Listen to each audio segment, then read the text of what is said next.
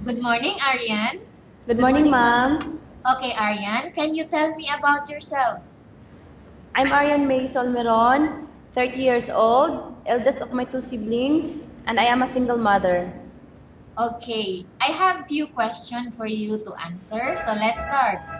Okay, ma'am. Why do you want to work as a maid?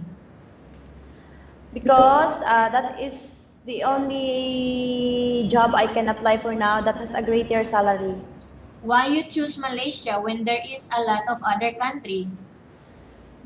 Because I thought that Malaysia is also an Asian country, so I will not adjust too hard for their culture. Okay, how are you qualified for this job? Very qualified, ma'am. Okay, may I know what your education level is? College undergraduate, ma'am. Okay, what is your recent work experience? I work as DH in Kuwait, ma'am. Okay, DH in Kuwait. Do you have experience of taking care of baby? Yes, ma'am. How old is the baby? I have four babies taken care of. I have got seven. 7 years old, 10 years old, 15 years old, and 9 months. Okay, 9 months. How about elderly people? I haven't experienced it abroad, but I experienced it with my grandmother and grandfather, mom. Okay, how old is the elderly people? My grandfather is 68. My grandmother is 72. Okay. Do you have any other special skills? Yes, ma'am. Okay, are you willing to learn new skills? Yes, ma'am. Are you willing to work with the family where the mother-in-law or any relatives stay together? Yes, ma'am. Currently, are you still working now? No, ma'am. Do you know how to cook? Yes, ma'am. What sort of food can you cook? I can cook Filipino, and a little Arabic, and little Chinese, ma'am. Okay, how about Indian and Malay food? No, ma'am. Are you willing to learn? Yes, ma'am. Okay. Are you aware that you will have to do washing, cleaning, ironing, and cooking? Yes, ma'am. Okay. From all the house chores like washing, cleaning, ironing, and cooking, which do you like most? Cooking, cleaning, and washing, ma'am. Okay. If ever you were selected to work in Malaysia, who will take care of your kids? My parents, ma'am. Okay, your parents. You are not allowed to use handphone during working hours. Yes, ma'am. You only allowed to use handphone after you finish all the works and when going to bed. Yes, ma'am.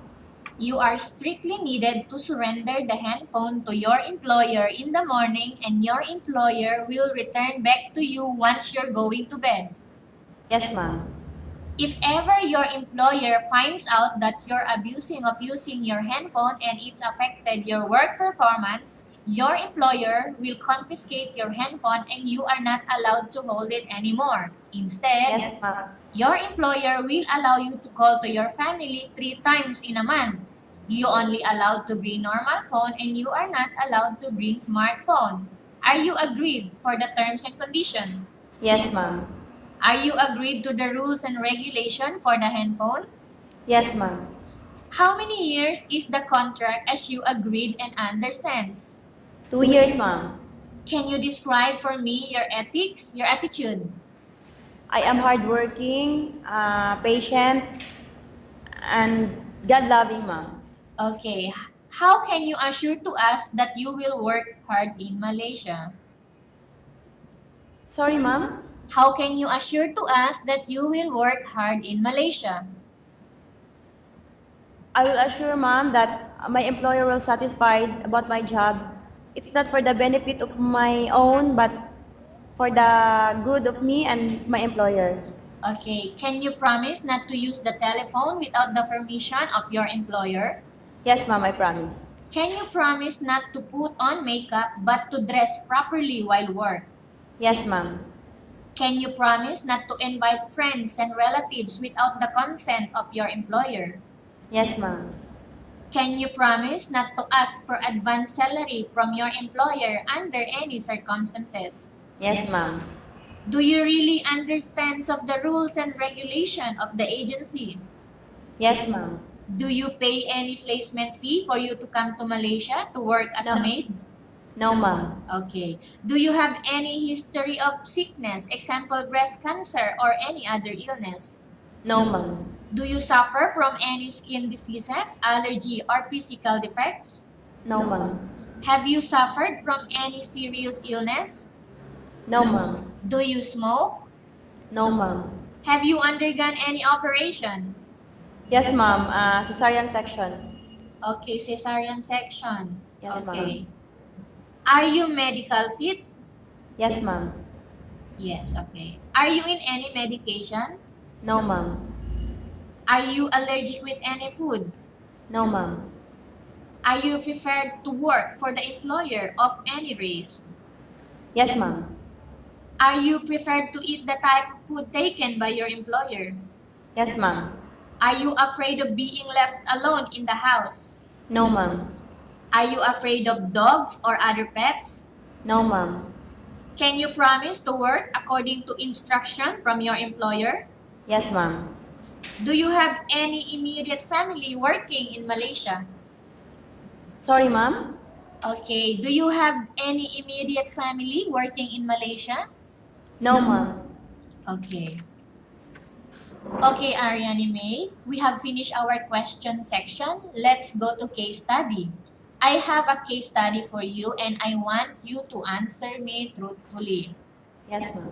Upon arrival in Malaysia, within 6 months, if ever any of your family members passed away, what will you do? I will continue my work as I have signed my contract for 2 years and I will not come home, ma'am. Okay. Tell us about yourself and why do you want to work in Malaysia as domestic helper? I want to go to Malaysia as a domestic helper because I want to explore.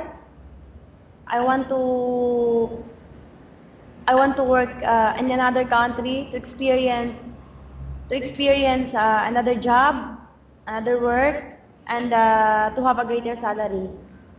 Okay, Ariane May, what do you want to tell to your employer who are watching your video right now? Good morning, ma'am and sir. If you choose me as your worker, I am willing to work hard to do good for your satisfaction, ma'am and sir. Okay, thank you very much, Ariane May. We will update to your agency if there is any selection made by the employer. Yes, ma'am.